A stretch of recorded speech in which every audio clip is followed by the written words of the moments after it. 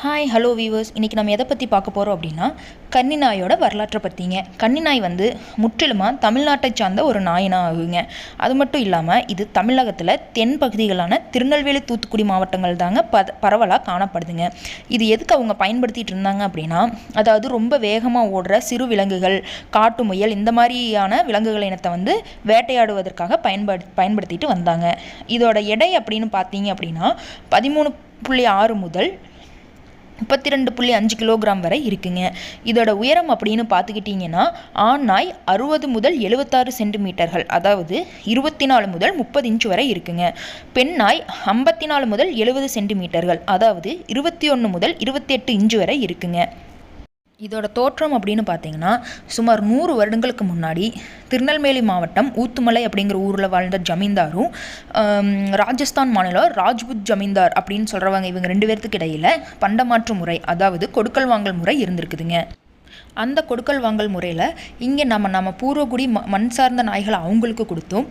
அங்கே அவங்க மான், முயல் போன்ற விலங்குகளை வேட்டையாடு பயன்படுத்திக்கிட்டு இருந்த வேட்டை நாய்களையும் இவங்க வாங்கிட்டு வந்து வச்சு ரொம்ப பெருமையாக வளர்த்திட்டு இருந்தாங்க. அதோட மாறுபட்ட தோட்டத்தை பார்த்து சுற்று வட்டாரத்தில் இருந்த வேட்டைக்காரர்களுக்கு அந்த நாய் மீது ஒரு ஈடுபாடு ஏற்பட்டதுங்க. இதனால அவங்க என்ன பண்ணாங்க அப்படின்னா, ஜமீனில் வேலை பார்த்த வேலையாட்கள் மூலமாக ஜமீன்தாருக்கு தெரியாமல் ஒரு சில குட்டிகளை அவங்ககிட்ட இருந்து வாங்கிட்டு வந்து நம்ம பூர்வகுடி வேட்டை நாய்களான ஒரு சில நாய்களை வைத்து, அதாவது பார்த்திங்கன்னா ஒவ்வொரு ஏரியாவுக்கு தகுந்த மாதிரி அந்த நாயோட பேர் வந்து வேறுபடுங்க. பெருவெட்டு எப்படி சொல்லுவாங்கன்னா, பெருவெட்டு நாய், நாட்டு நாய், கொச்சி நாய், குப்பை நாய், கோம்பை நாய், கிட நாய், செங்கோட்டை நாய், மலை நாய், அந்த மாதிரி நிறையா பேர் இருக்குங்க. ஒவ்வொரு ஏரியாவுக்கு தகுந்த மாதிரி அந்த நாய் பேர் வச்சு அழைப்பாங்க. இந்த மாதிரியான வேட்டை நாய்களோட கலந்து உருவாக்கப்பட்ட இனந்தாங்க இந்த கன்னி நாய். ஒரு உதாரணத்துக்கு சொல்லணும் அப்படின்னா, டாபர்மேன் நாய் வந்து பல நாய்களை கொண்டு தான் உருவாக்கப்பட்டிருக்காங்க. அதாவது ராட்வில்லர் உள்பட பல நாய்களை கொண்டு உருவாக்கப்பட்ட இனந்தாங்க டாபர்மேன். அது மாதிரி தாங்க நம்ம பூர்வகுடி நாயை வச்சு உருவாக்கப்பட்டது தாங்க இந்த கன்னி நாய். அது மட்டும் இல்லைங்க, கன்னி நாயை வந்து வேட்டை நாயினும் கூப்பிடுவாங்க, ஜாதி நாயினும் சொல்லுவாங்க. இதோட நிறங்கள் பார்த்திங்கன்னா செவலை, மயிலை, கன்னி, பிள்ளை, சாம்பல், செம்மறை, இந்த மாதிரி வேறுபட்ட கலர்களில் வந்து இது வந்து இருக்குதுங்க. அது மட்டும் இல்லாமீங்க, அதாவது அந்த காலத்தில் பெண்களோட திருமணத்தின் போது இதை வந்து ஒரு சீதனமாகவும் கொடுத்துருக்காங்க. நம்ம பூர்வக்குடி நாய்களோட ஒப்பிடும்போது இதோட காவல் திறமையை விட வேகமாக ஓடி வேட்டையாடுற திறமை தாங்க அதிகமாக இருக்குது.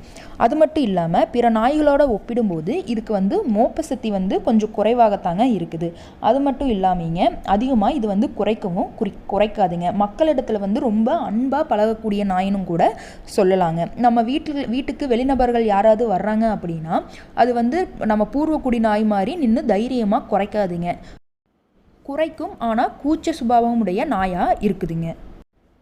இன்றைய அளவில் பார்த்தீங்க அப்படின்னா சில பேர் வந்து வியாபார நோக்கத்தில் வேறு மாநிலங்களிலிருந்து கொண்டு வரப்பட்ட நாய் மூலிமா கன்னி நாயை இனப்பெருக்கம் செய்ய வச்சு இது வந்து தூய கன்னி நாய் அப்படின்னு சொல்லிட்டு வியாபார நோக்கத்தில் வியாபாரம் பண்ணிட்டு வர்றாங்க. இதன் மூலிமா தூய கன்னி நாய் வந்து அழிஞ்சிக்கிட்டு வருதுங்க. உங்களுக்கு யாராவது ஒரிஜினல் ப்ரீட் ஆஃப் கன்னி நாய் பற்றி டீட்டெயில்ஸ் தெரிஞ்சுது அப்படின்னா அவங்களோட டீட்டெயில்ஸை நீங்கள் இங்கே கமெண்ட் பண்ணுங்கள்.